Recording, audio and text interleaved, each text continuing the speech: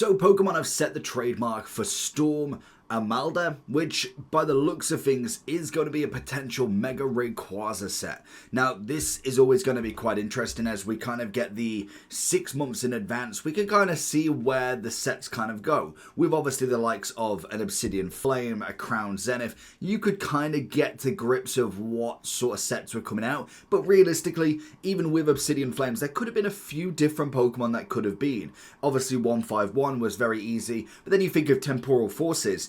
If you've got the trademark for that sort of term, really is it going to be that much of a name? And I know Japanese sets can be quite different, but they are featuring, by the looks of it, a considerable amount of singular Pokemon. Now obviously there's going to be multiple Megas in there, but it is going to be a singular benefit for one. So we've obviously got the Inferno X, which is obviously going to be Charizard. We've obviously got the Ninja Spinner, which is going to be Greninja. And then we have this one. So this is hopefully going to feature maybe even a lot of dragons if they're going for that kind of set. I mean, this could be an incredible set if that is the way that they're going to go.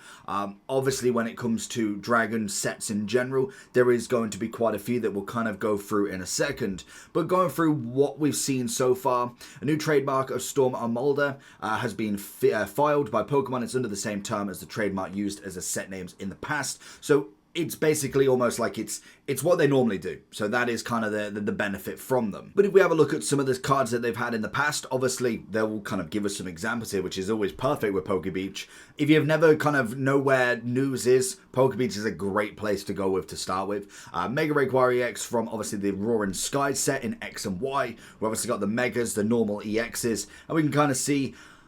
I mean, I wasn't in the hobby at this point. X and Y was kind of past my time, but it was most definitely an interesting kind of design, personally. It is quite a lot. It's not necessarily my kind of big fan of a set, really, when it comes to all of this.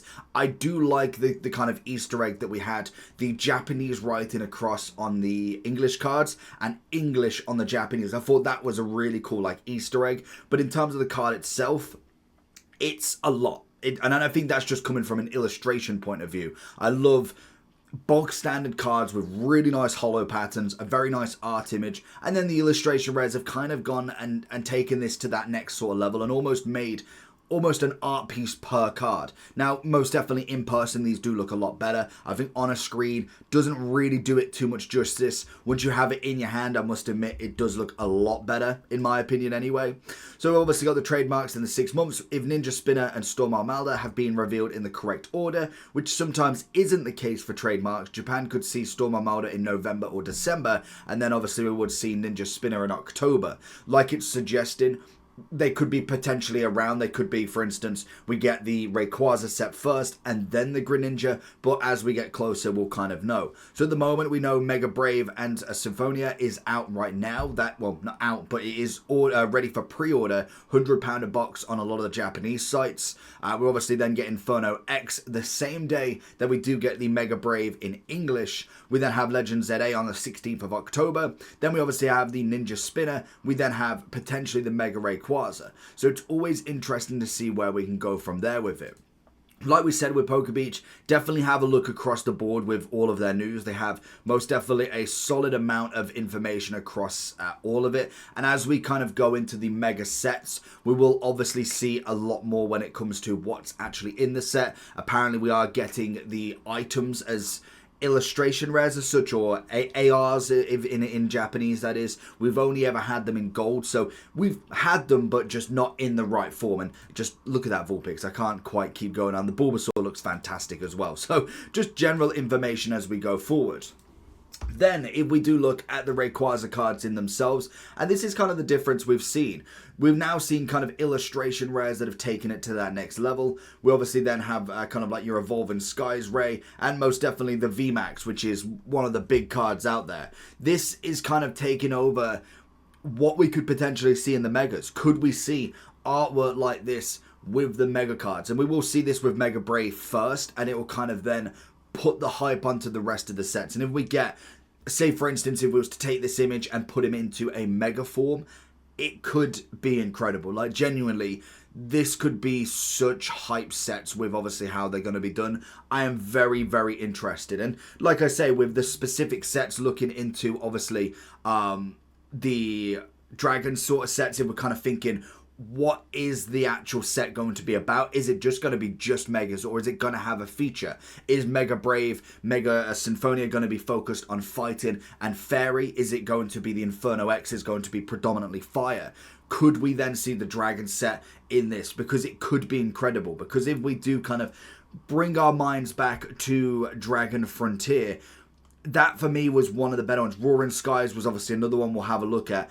But these are the sets that we could most definitely get on. We've obviously had Dragon Exalted, the Dragon Vault as well. These sets were some of the most favourite sets, really. And obviously, if we go a bit further down, we can obviously see a bit of Platinum, and you kind of keep going down. We do then have the kind of Storms as we go into Mysterious, and here we go into the Dragon Frontiers. This is going way, way back, and obviously there was kind of a mix. It will be interesting to see where they go, but some of these cards, if they could just make them into Dragons only, if you go mainly to the bottom, and these are some of my favourite cards. These beautiful Rays in the EXs, Dragonite going to be a main feature as well, could be fantastic. And obviously the Charizard is one of the most special cards in a Dragon set, if you get what I mean. So it is going to be interesting to see where we can kind of go with this.